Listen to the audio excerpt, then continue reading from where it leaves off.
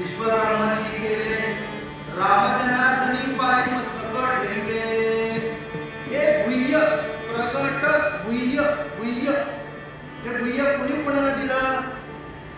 आपले सद्गुरू आपण पै महाराजांचे शिष्य आहोत की नाही मंडळी ऐकताय ना आपण सगळेजण पै महाराजांचे शिष्य आहोत की नाही आदि सद्गुरू कोण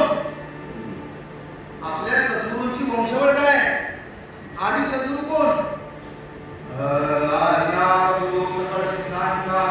मच्छिंद्रदयाचा मुख्य शिष्य मच्छिंद्राने बोध गोरक्षासी केला गोरक्ष बोधिला गहिनी प्रसादे गुरु केला तार आणि ज्ञानदेवासार चोजले ज्ञानदेवासार चोजले आणि ज्यावेळेला ज्ञानेश्वर महाराजांना निवृत्तीनाथांनी ते सार ते गुह्य जेव्हा सांगितलं तेव्हा ज्ञानोबा म्हणाले गुरुकृपेने काय झालो तर का आता उद्धरलो गुरुकृपे काय करा आता विश्वात्मके देवी काय करा आता काय करा जो जे वांछील तो तेला हो प्राणीजात आता असं करा गुरुराया सद्गुरुनाथा ज्याला जे पाहिजे ते त्याला मिळू द्या बरं का असं गुह्य तुम्ही मला दिलत ना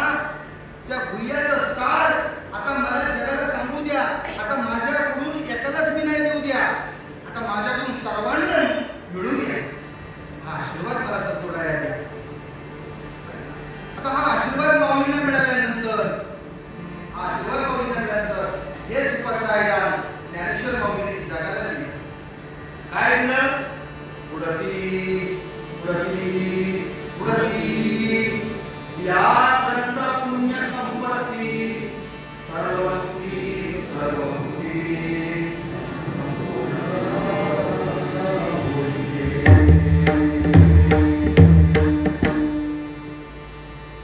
जीवन विद्या मिशन